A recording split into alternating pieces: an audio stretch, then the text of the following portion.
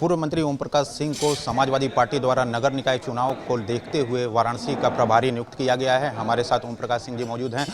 ओम प्रकाश जी, क्या मुद्दे होंगे, किस मुद्दे पर आप जनता के बीच में जाएंगे? देखिए, काशी दुनिया की प्राचीन नगरी है और इस देश से प्रधानमंत्री का चयन हुआ है 2 बार, लेकिन जो काशी की विकास होनी चाहिए, जो काशी की गरिमा के अनुरूप उसका सम्मान होना चाहिए, वो नहीं हुआ। और 95 से नगर निगम पर कब्जा है भारतीय जनता पार्टी के।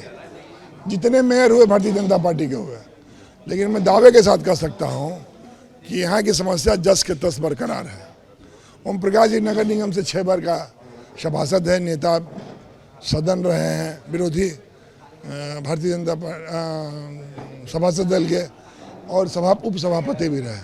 मेरा आपसे ये है कि ओम प्रकाश जी के आने के बाद बनारस में जो राजनारायण जी की सरजमी है, कमलापति जी की सरजमी है, जो संघर्ष से पैदा हुए लोग थे, यहाँ पंडित मदन मोहन मालवीय की त्याग तपस्या की स्थली है, यहाँ पर काशी विद्यापीठ में माबाए कौम महात्मा गांधी की सरजमी है, जहाँ अपने संगे बुनियाद रखने का काम किया था।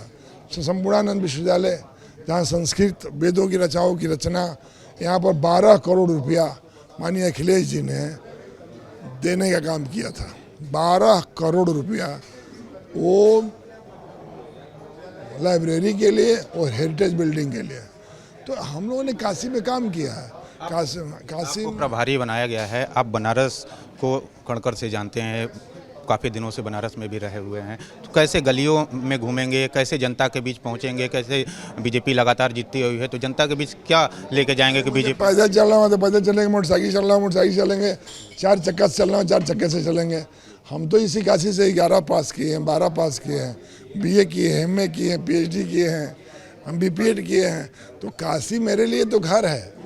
पैदा भले मैं गाजीपुर बिहार में रहा हूँ, लेकिन काशी में तो मैं पढ़ा बड़ा हूँ। तो काशी में हम किसी तरह जैसे भी होना पड़ेगा, मैं एज ए प्रत्याशी की तरह लड़ूंगा और मैं भारतीय जनता पार्टी को इस बार हराऊंगा। लेकिन बीजेपी कह रही है कि विकास का जो उनका मुद्दा है, विकास के मुद्दे पर जनता के बीच जाएंगे, CM के चेहरे पर जाएंगे, मोदी के चेहरे पर वो चुनाव लड़ेंगे। कितना चेहरा पर जाएंगे? अपना भी चेहरा है कुछ की नहीं, वो दूसरे के चेहरे पर ही जाएंगे। अपना भी चेहरा है। धंधा करने वाले लोग, बिजनेस करने वाले लोग, आम आदमी की परेशानी को क्या जानते हैं?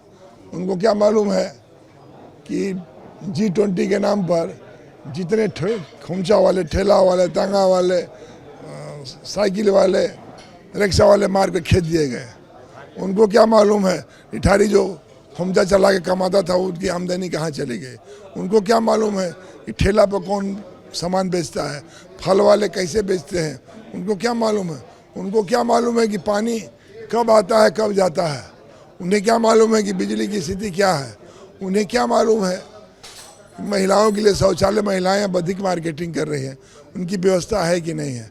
तो जब बुनियादी सवाल है उस पर जब कुछ नहीं है। विकास छलावा मानते हैं जो भी विकास कर रहे हैं? छलावा नहीं है साहब, सपना है दिन का जो कभी दिखाई नहीं देता। जिस तरह से कार्रवाई हो रही है माफियाओं के खिलाफ, योगी सरकार लगातार कर रही है, उसको लेकर भी प्रत्याशी घर घर जा रहे हैं और कह रहे हैं जिस तरह से सुरक्षा दी गई है बीजेपी सरकार में, उस मुद्दे को भी मुद्दा बना के सरकार खुद माफिया के शकल में आ गई है। वो क्या माफिया खत्म करेंगे? और माफिया खत्म करे कौन माफिया पर रोक रहा है?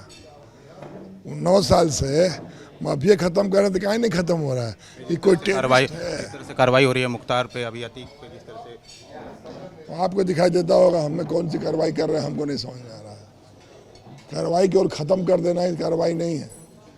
कार्रवाई का नाश्ता नाबूद करने की बात हो तो ये तो इस वोट लेने का एक धंधा बना लिया।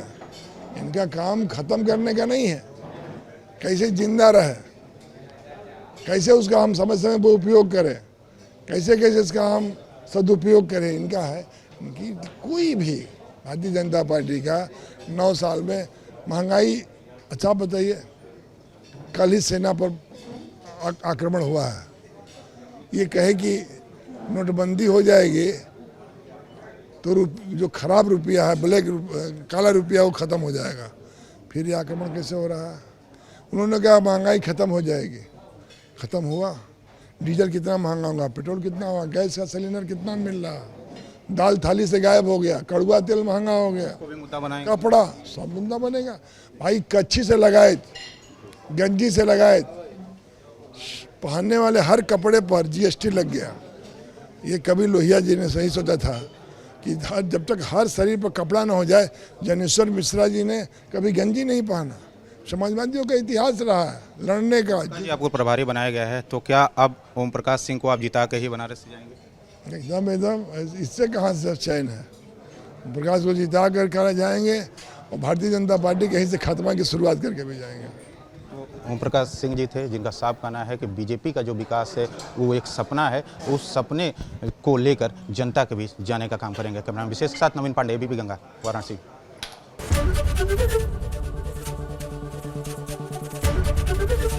एबीपी गंगा, खबर आपकी, जुबान आपकी।